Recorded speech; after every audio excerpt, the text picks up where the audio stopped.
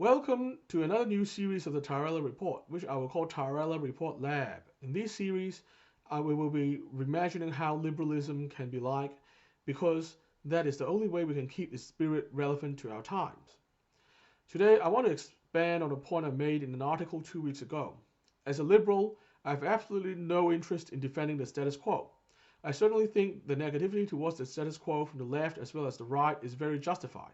We live in a time when corporate interests, wealthy donors, the military industrial complex, and anti liberal philosophies alike all distort what some people think of as liberalism. It's like how back in the 19th century, some so called liberal pseudo democracy apologists justified withholding the vote from working class people using a selective reading of John Locke. We suddenly regard this stance as illiberal nowadays, and rightly so. Hopefully, people from the future will see our status quo as illiberal in the same way. The truth is, the status quo we are in is far from the liberal ideal.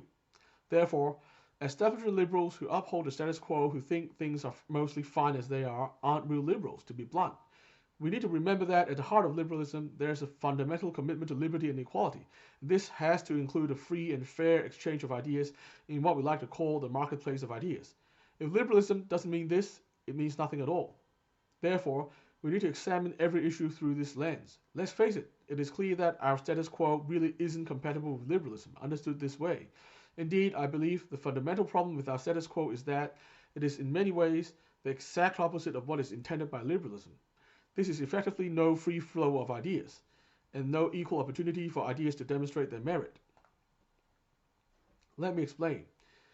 One of the biggest problems we have right now is that many of the commonly held political positions on both sides of politics are popular because people with an agenda have been promoting them in their respective echo chambers. This is of course backed by money and organization, so there's no way someone without the same kind of money and organization can compete, no matter how sound their ideas are. The situation is further amplified by corporate media, which generally caters to one side or the other side of the polarized political landscape, so they can maximize profits. All this means there is effectively nothing like a level playing field for ideas and opinions anymore. The marketplace of ideas, one of the most important parts of a liberal society, is totally dysfunctional right now. I believe a true liberal would have to see this as one of our top problems. A related problem is that the media and other opinion influencers consist mostly of the same kind of people. Almost all of them went to the same prestigious colleges, know the same few circles of people, and have the same kind of experiences in life. There really is not much diversity in the influencer class, which contributes to the conformity and the insularity of the echo chambers. Now, this phenomenon actually applies to everywhere from journalism to academia to the music industry, and it needs to be fixed across the board. However, in terms of politics, the consequences are particularly serious because they include things like increased polarization, important issues and viewpoints being excluded from the discussion, and even the manipulation of public opinion. These things can mean the difference between success and failure in resolving important issues, justice and lack thereof, even war and peace.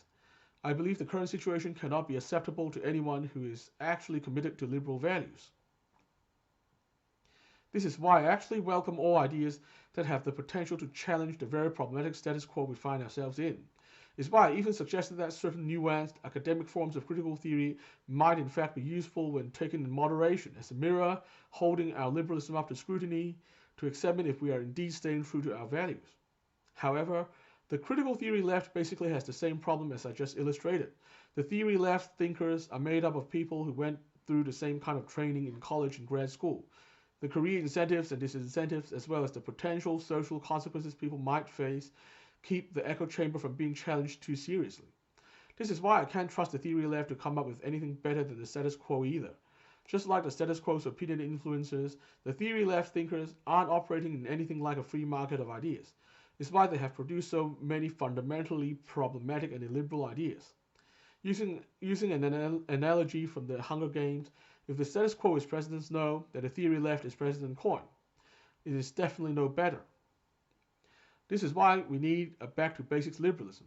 True liberalism that is about true liberty, including a commitment to independent thinking and a functional marketplace of ideas.